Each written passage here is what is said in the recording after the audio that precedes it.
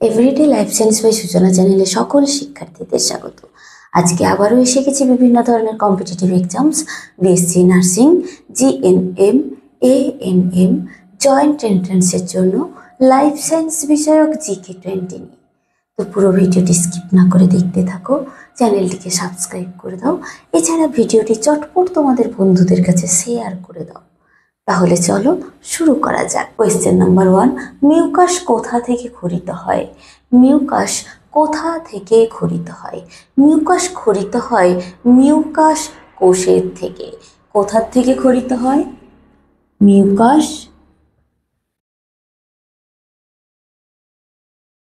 Mucus কোষ থেকে mucus ক্ষরিত হয়।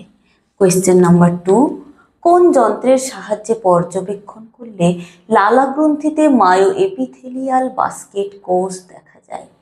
কোন যন্ত্রের সাহায্যে পর্যবেক্ষণ করলে লালা গ্রন্থিতে মায়ো এপিথেলিয়াল কোষ দেখা যায়? ইলেকট্রন অণুবীক্ষণ যন্ত্রের সাহায্যে।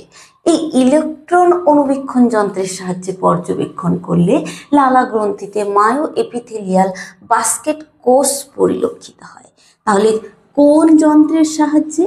ইলেকট্রন অণুবীক্ষণ যন্ত্র।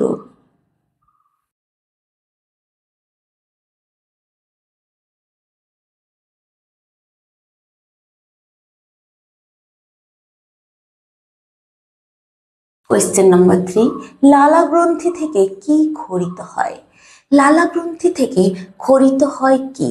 লালা গ্রন্থি থেকে ক্ষরিত হয় লালা রস। লালা গ্রন্থি থেকে কি ক্ষরিত হয়? লালা রস। কোয়েশ্চেন নাম্বার 4, লালা রসে উপস্থিত টায়ালিন কি জাতীয় খাদ্যবস্তু পরিপাকে সাহায্য করে? লালা রসে উপস্থিত টায়ালিন কি জাতীয় খাদ্যবস্তু পরিপাকে সাহায্য করে? লালা রসে উপস্থিত টায়ালিন শ্বেতসার জাতীয় খাদ্যবস্তু পরিপাকে সাহায্য করে।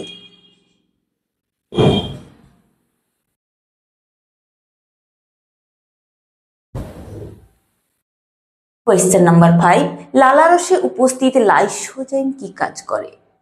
লালা রসে উপস্থিত এই লাইসোজাইম উৎসেচক খাদ্য বস্তুর সাথে মিশ্রিত যে ব্যাকটেরিয়া থাকে তাকে ধ্বংস করে। কি করে? খাদ্য বস্তুর সাথে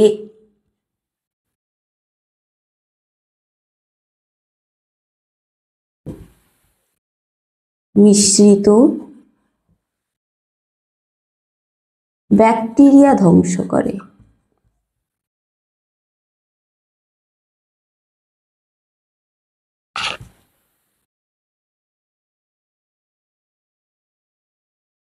খাদ্যবস্তুর সাথে মিশ্রিত ব্যাকটেরিয়াকে ধ্বংস করে। কোয়েশ্চেন নাম্বার 6, দেহের বৃহত্তম পৌষ্টিক গ্রন্থির নাম কি? দেহের বৃহত্তম পৌষ্টিক গ্রন্থি হচ্ছে যকৃৎ। দেহের বৃহত্তম পৌষ্টিক গ্রন্থির নাম কি? যকৃৎ। কোয়েশ্চেন নাম্বার 7, যকৃতের ওজন কত? যকৃতের ওজন কত?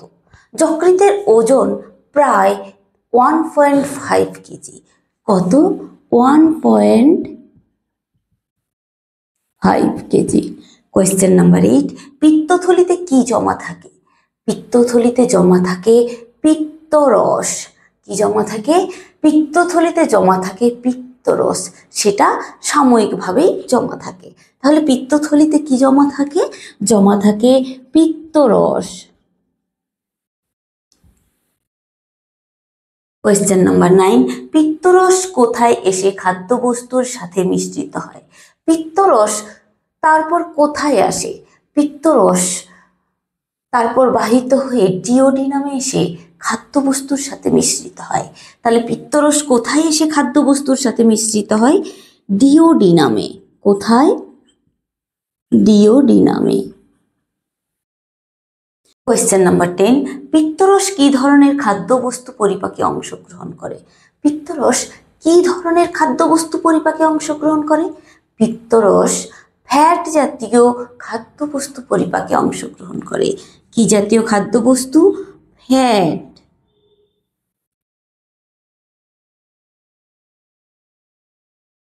কোয়েশ্চেন নাম্বার 11, যকৃতের উপখণ্ডকগুলি কি দ্বারা গঠিত?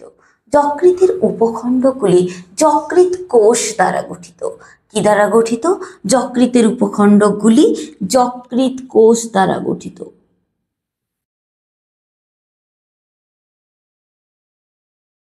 কোয়েশ্চেন নাম্বার 12, যকৃতের দুটি খণ্ড কিসের দ্বারা পৃথক থাকে? যকৃতের দুটি খণ্ডক থাকে, একটি ডান খণ্ডক, একটি বাম খণ্ডক। এই দুটি খণ্ডক কিসের দ্বারা পৃথক বা সেপারেট থাকে? এই দুটি খণ্ডক সেপারেট থাকে ফ্যালসিফর্ম লিগামেন্টের দ্বারা। কিসের দ্বারা?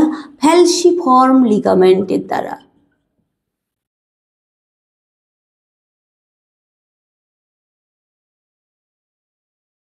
এই ফ্যালসিফর্ম লিগামেন্টের দ্বারা যকৃতের দুটি খণ্ডক কিন্তু পৃথক থাকে। কোয়েশ্চেন নাম্বার 13, কুফার কোষ কি কাজ করে? কুফার কোষ কি কাজ করে? ফ্যাগোসাইটোসিস পদ্ধতিতে। কোয়েশ্চেন নাম্বার 13, কুফার কোষ কি কাজ করে? কুফার কোষ কি কাজ করে? কুফার কোষ ফ্যাগোসাইটোসিস পদ্ধতিতে ব্যাকটেরিয়াকে আত্মসাৎ করে। কি করে? ফ্যাগোসাইটোসিস পদ্ধতিতে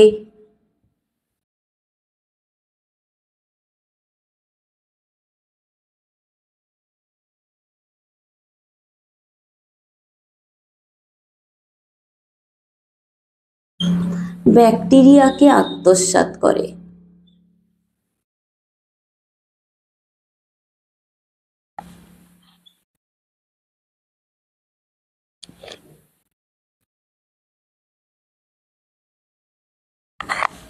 কোয়েশ্চেন নাম্বার 14, ন্যাসপাতি আকৃতির থলি কোথায় থাকে? ন্যাসপাতি আকৃতির থলি কোথায় অবস্থিত? এই ন্যাসপাতি আকৃতির থলি যকৃতের পশ্চাৎ ভাগে অবস্থিত। কোথায়? যকৃতের পশ্চাৎ ভাগে।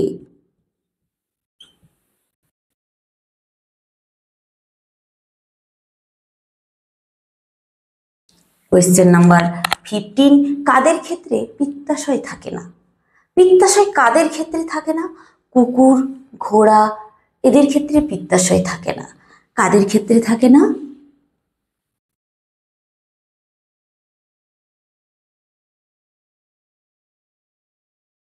কুকুর, ঘোড়া এদের ক্ষেত্রে পিত্তাশয় থাকে না।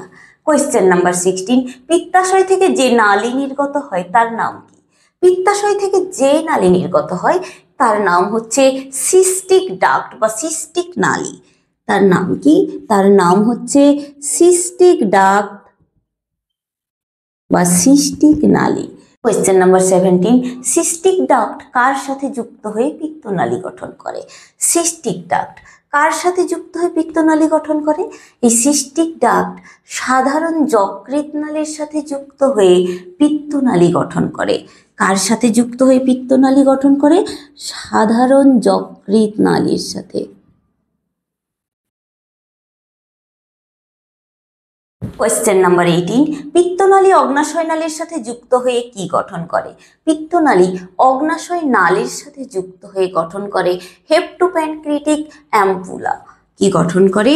গঠন করে হেপ্টোপ্যানক্রিয়াটিক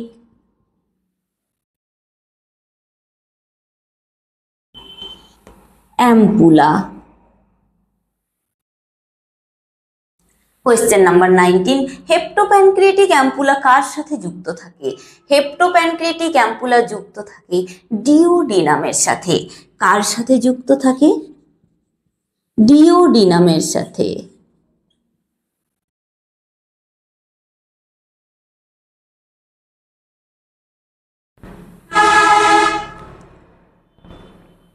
কোয়েশ্চেন নাম্বার 20, ডিওডিনামের ছিদ্র কার দ্বারা সুরক্ষিত থাকে? ডিওডিনামের ছিদ্র স্ফিংটার অফ ওডি বা ওডি স্ফিংটার দ্বারা সুরক্ষিত থাকে। ডিওডিনামের ছিদ্র কার দ্বারা সুরক্ষিত থাকে? ওডি স্ফিংটার দ্বারা। তাহলে ভিডিওটি এখানেই কমপ্লিট করছি। কারোর যদি কোনো প্রশ্ন বা কোয়ারি থাকে অবশ্যই কমেন্ট সেকশানে লিখে পাঠাও এবং আমার চ্যানেলটিকে লাইক, শেয়ার, সাবস্ক্রাইব করে পাশে থাকা বেল আইকনটি প্রেস করে দাও, যাতে আপলোড ভিডিওর পরবর্তী নোটিফিকেশান তোমাদের কাছে পৌঁছে যায়। ধন্যবাদ।